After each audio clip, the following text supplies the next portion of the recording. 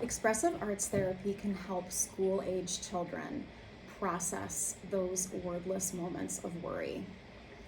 Anxiety-related somatic symptoms can be real physical symptoms, but even though they might feel bad, they are oftentimes the body's way of telling us that something is wrong.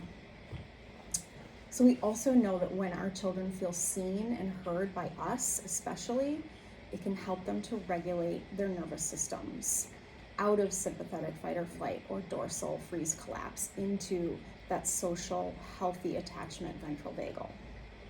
Kids between ages 7 and 11 are developmentally working through their perceptions of their ability to address a lot of challenges, which can ultimately impact things like self-trust and confidence. Communicating a problem to parents or caregivers can support a sense of personal empowerment. It can be so frustrating when all you want to do is help. Sometimes we need to speak in a language that kids are typically pros at, art. So I'm going to give you a couple tips on how to go about using it here. So all you need is some paper with a silhouette, and it's really easy to find this kind of thing online and just print it out. And I recommend actually having two. So one for yourself and also one for your child. And I think that it's really important that you're able to kind of demonstrate. And then also you want to have maybe some materials. Any kind of materials where there's colors. So like crayons, markers, colored pencils, whatever you happen to have in the house is probably just going to be fine. So when we are trying to help our child articulate something that might be difficult to put into words, sometimes the best place to start is to start in a place of safety. So we're going to actually start with happy feelings and help our child establish a sense of safety. And so one of the things that we might do when we're demonstrating that is just to start with a moment where you as a parent authentically do feel happy.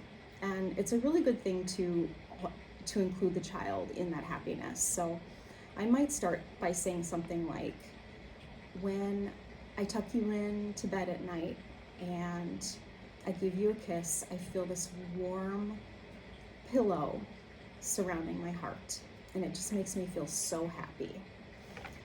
And when I think about it, I think about the color pink. So I'm going to draw that, and I'll draw that around the heart.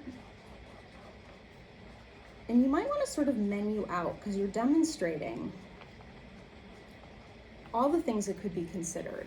It's warm. It feels like a pillow. It feels soft. It feels like a hug. It almost looks like a cloud when I picture it. And that's what it would look like to me. So more than likely at this point, your kiddo is going to want to get in on the fun. And so they're probably just going to want to try this themselves. They may or may not need your help. If you are going to suggest, if they are going to need your help and you're going to suggest something that makes them feel good, just, you know your child best. So think about something that you know that they're really proud of, something that they've accomplished recently.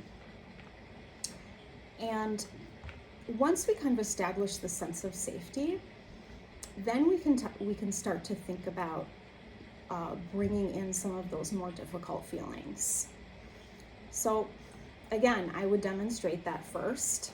And so I might say something like, when I feel worried, my worry tells me that it feels like yellow butterflies in my stomach.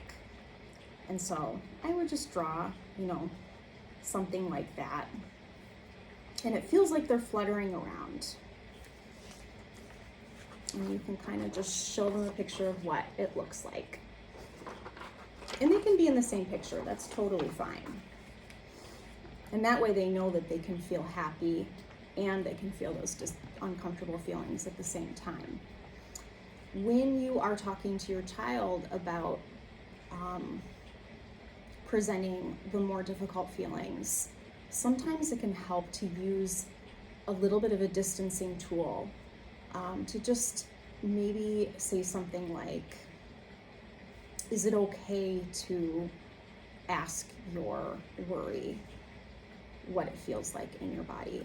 And that way you're kind of inviting your kiddo to distance it a little bit, and it doesn't become quite as internalized. So there's a little bit more potential. It feels a little bit safer to be able to kind of address some of those feelings, and to become curious about them, and really take a look at what's happening inside. And this is all about you establishing a connection with your child, and your child establishing a connection to their own feelings, so they can begin to differentiate between just a stomach ache and maybe feeling a little bit of anxiety, or nervous about going to school, or whatever that trigger might be. So, it's baby steps, but if you've accomplished this much, you have accomplished a lot.